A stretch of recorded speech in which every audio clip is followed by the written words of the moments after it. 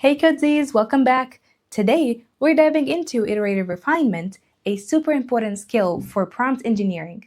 We'll learn the Google 5-step framework to create effective prompt.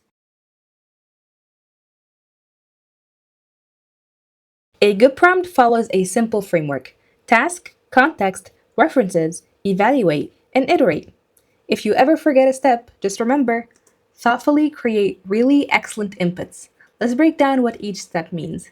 The first step is task. You need to describe the task you want the generative AI tool to help you with. This should include a persona and a format preference so that the task is specific. Next, you'll include context, or the necessary details to help the Gemini tool understand what you need from it.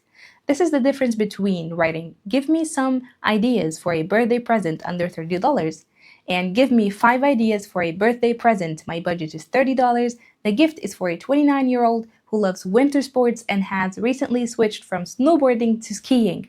Whew, that was a mouthful. Sometimes you'll add references for the Gemini tool to use while creating its output.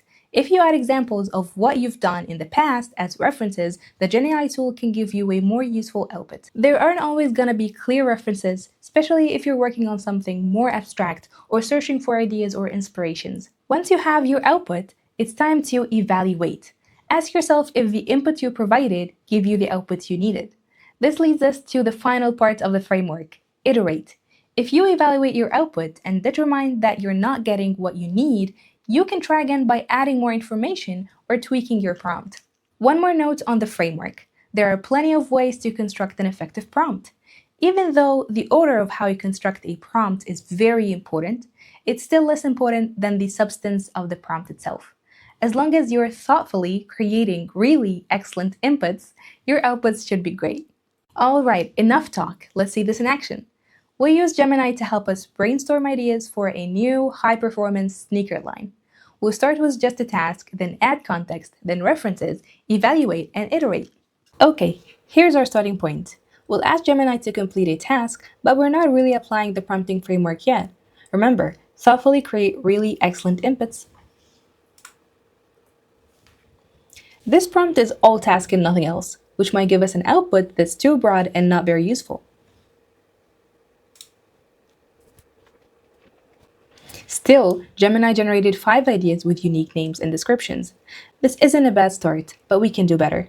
Let's add some more details like our desired format. List the concepts and materials for each sneaker in our outline. That's much better. Now we have a set of unique ideas for a sneaker line that includes the materials for each shoe, and it came in our preferred format. I think we can do even better, don't you? Let's add some context.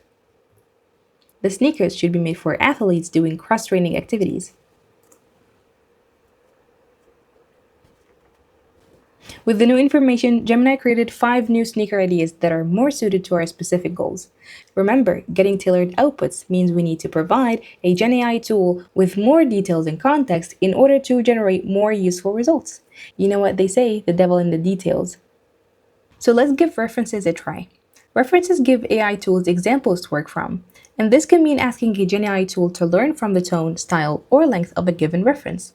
To practice few-shot prompting with our new sneaker line, let's include descriptions of shoes that already exist. One of them is from a budget line of shoes, and the other one has a new adaptive sole. We can input those descriptions like this. Keep the 5 ideas generated, but refine them using 2 examples as references. There's a lot of options here, and they all seem like good options for the task. Now it's your turn. We've got a guided exercise for you. You'll get a simple task and build a prompt using the 5-step framework. Start with just the task, then progressively add context, references, evaluate the output, and iterate to improve it.